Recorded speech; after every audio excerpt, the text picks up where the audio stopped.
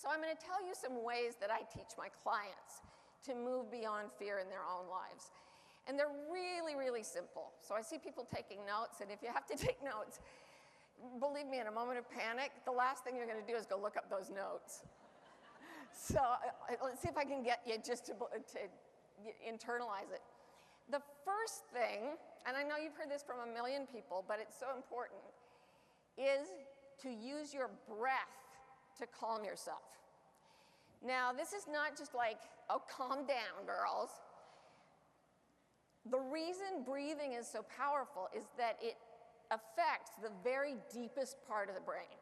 So the brain stem, which controls things like breathing and respiration and perspiration, stuff most of which you don't have any control over, but breathing you do. And right around the brain stem is what they call the reptile brain. And the reptile brain's only job is to keep you alive by making you afraid as often as possible. Now, above that, there's the human mechanism, the neocortex, that allows you to tell scary stories. So where a wildebeest is looking around and it's reptile, all animals have a reptile brain, nothing scares it in the environment, so it relaxes. Humans, nothing scares us in the environment, so we think, oh my goodness, I might have to sell my fourth home, and we get panicky about nothing.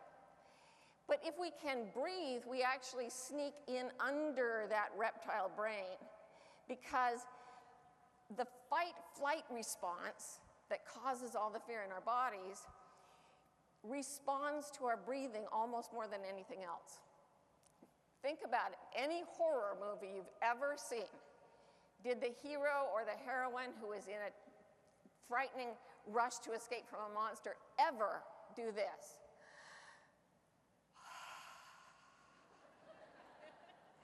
Nope, because that's the thing that takes you out of what they call the fight or flight state into the rest and relax state. Now, here's a good reason to talk about this at a women's conference, because all humans have fight or flight versus rest and relax, and those two things toggle. When one's active, the other one's inactive. Men, under stress, secrete a bunch of hormones that cause them to go into fight or flight.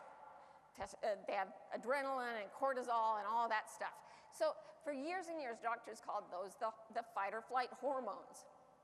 About 20 years ago, they finally thought to test women to see if women have the same reaction that men do, and it turns out we do not. We secrete all the hormones that men do for fight or flight, adrenaline, cortisol, all that stuff, but there's a whole nother thing going on in the female brain that triggers the rest and relax hormones more easily than it does for a man. The reason is pretty obvious. I mean, Rose Mapendo in prison had to care for those children. She couldn't just fight or flee. So women under pressure secrete hormones like oxytocin, which causes caring behavior. They call these the tend and befriend hormones. So while a man's going into fight or flight, a woman is going into fight or flight plus tend and befriend. So for a man, it's, you know, kill the enemy and run for your life. And for the women, it's, okay, fight, run, and make sure you have a sweater and a sandwich. Do you ever watch those war movies and think, you know, there's all these men fighting, and you're thinking, who's cooking for these guys? Where is the food? A lot of guys watching the movie don't think that because they're not going to the tend and befriend hormones, but women do. And if you take just 3 long, deep breaths, especially the exhale, not that's a fear-based breath. So if you can breathe out all the way and then fill your lungs and do it again, just 3 times, it shifts your nervous system into that tend and befriend mode where you're connected, you're loving, you're kind. Another thing I can tell you about Rose, I don't know if she told you this, but she named her twins after 2 of the guards in the prison camp so that those men would feel a sense of connection with the babies and help keep them alive, and it worked. How cool is that? That's the tend and befriend hormones at work. That is intelligence beyond fear. So kick yourself into that mode with 3 deep breaths. Then bring yourself into the present moment, okay? So right now, is there anything you can do about the issue that's worrying you? Right at this moment. If you can think of an action step that you can take right now, like texting your lawyer or whatever it is, go ahead. If not, just make yourself a note.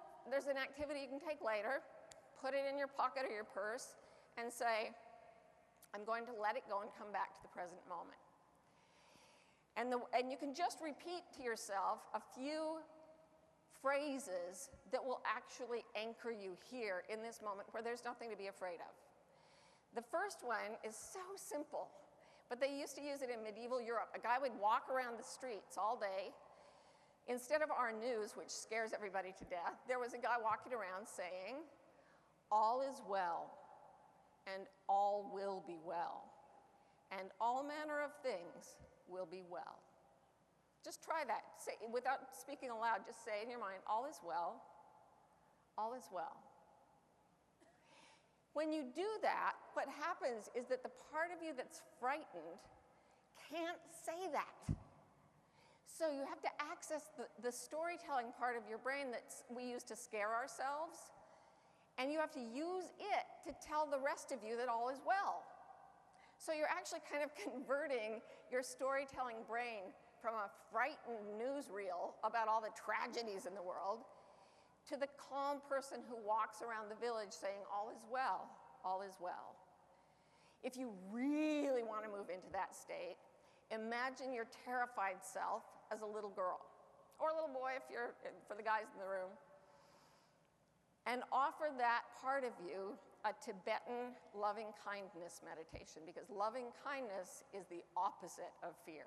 Loving kindness is the place beyond fear, which is why the good book says there is no fear in love. If you can get right to love, there's no fear left. This meditation is really simple. It goes, may you be well. May you be happy. May you be free from suffering. And then you just repeat it. May you be well. May you be happy. May you be free from suffering. The more you say that, the more you move into that tend and befriend part of the personality where women excel so much. The place where we become an island of calm on which other people can rest. They've now found out through doing neurological studies that show the brain at work that if you take 3 people and put them in a room together and they don't speak at all, they don't even look at each other, but they wire up their brains to these machines that read the electrical waves coming from the brain, the calmest person in the room pulls the other 2 people into her brain state. The human brain wants to be calm, and we apparently are connected to each other through our nervous systems, kind of the way wireless computers are. So, for some reason, that state of calm is so powerful that it sort of sends a wireless signal. They don't really have that many explanations for why this happens, but it seems to send some kind of an impulse, electromagnetic impulse to the other brains, and they call it entraining, which means to pull.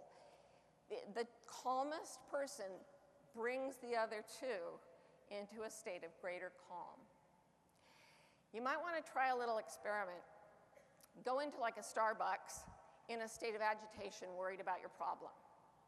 And just watch how other people behave, just like people always behave. Everyone's in a hurry, everyone's scared. Oh my gosh, I gotta get to work. I spilled coffee, it's terrible.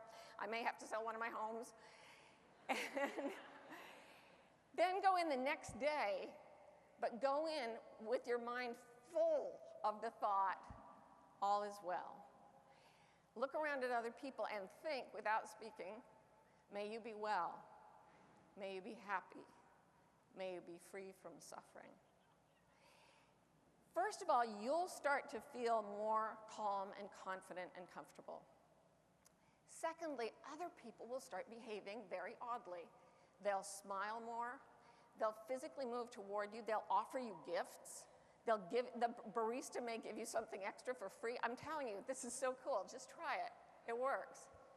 Because the calmest person is always the real leader of the room. And women are more likely to be able to stay in that calm place than are men.